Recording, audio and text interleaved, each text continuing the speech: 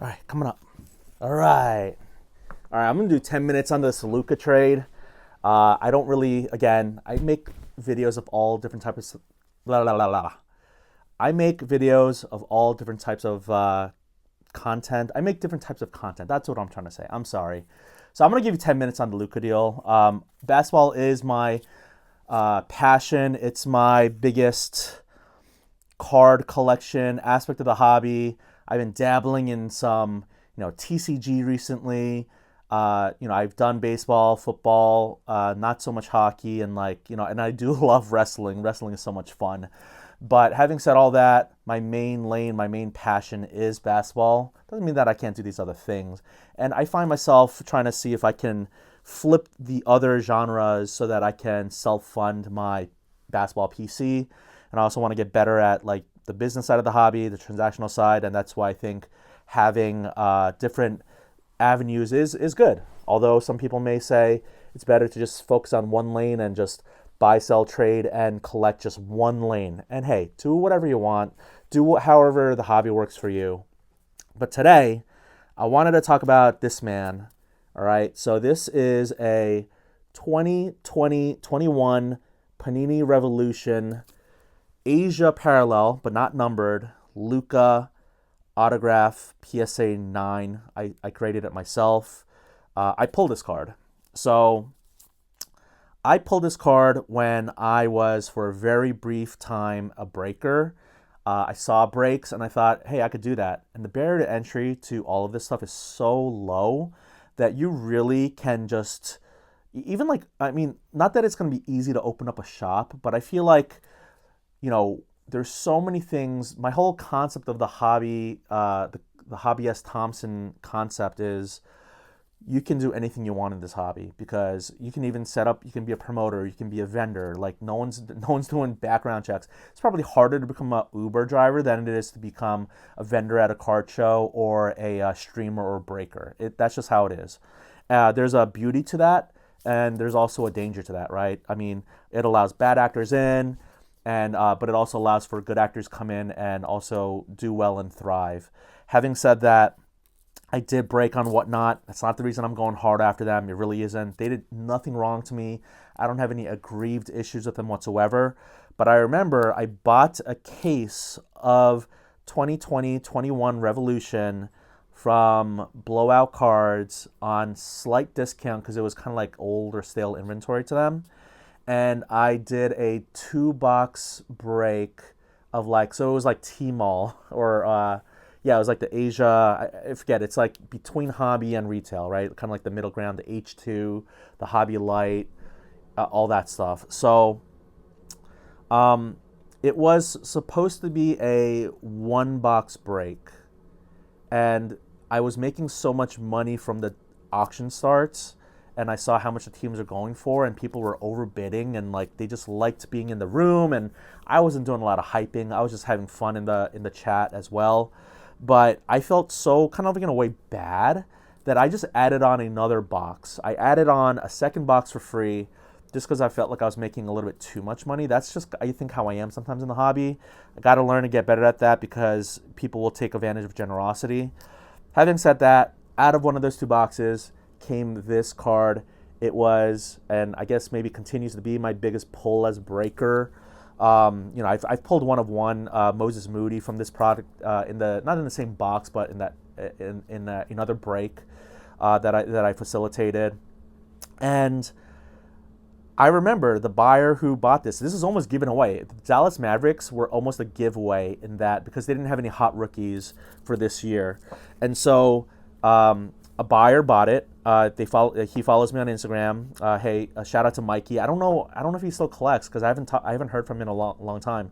But when he pulled this or when he got this in the break, I said, beautiful card. I'm not a big Luka fan, but I would love to see if I could buy it off you. Kind of like I will send you the card, but if there's a way for me to be able to buy the card off you, I'll buy it off you.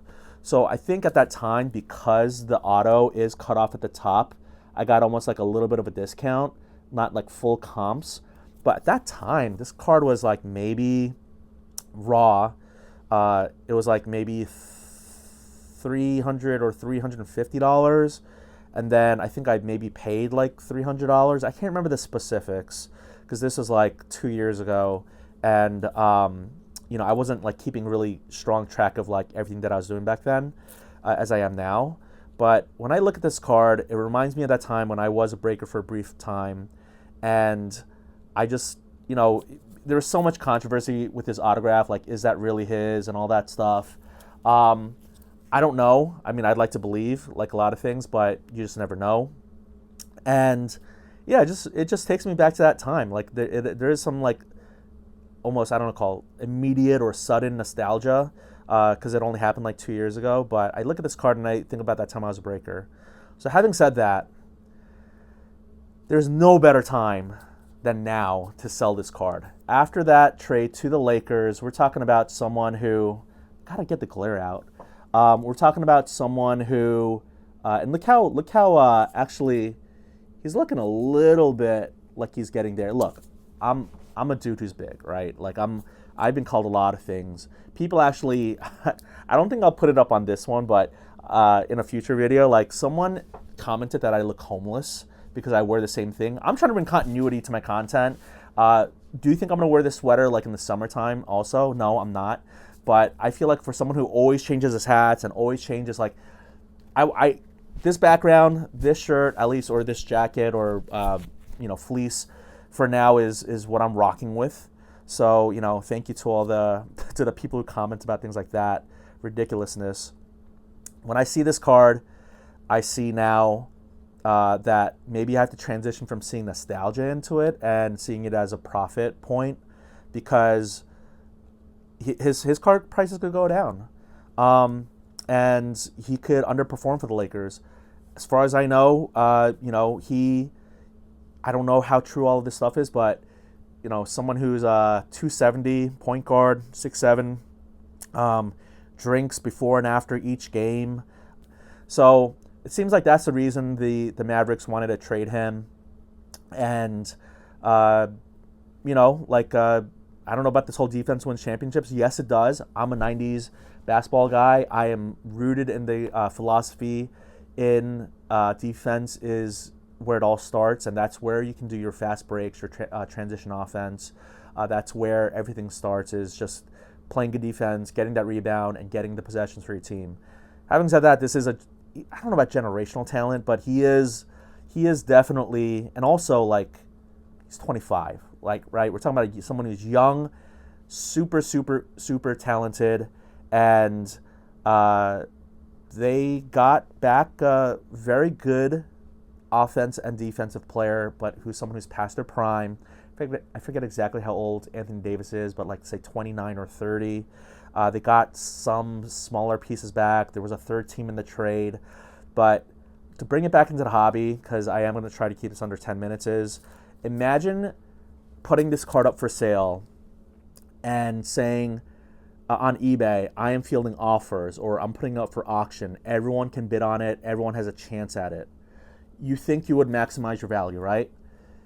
Conversely, think about not having any eBay, not having any social media presence, having this card, and me going to a card show and saying to the first person or the second person, because apparently the Lakers were maybe the second team the Mavericks contacted.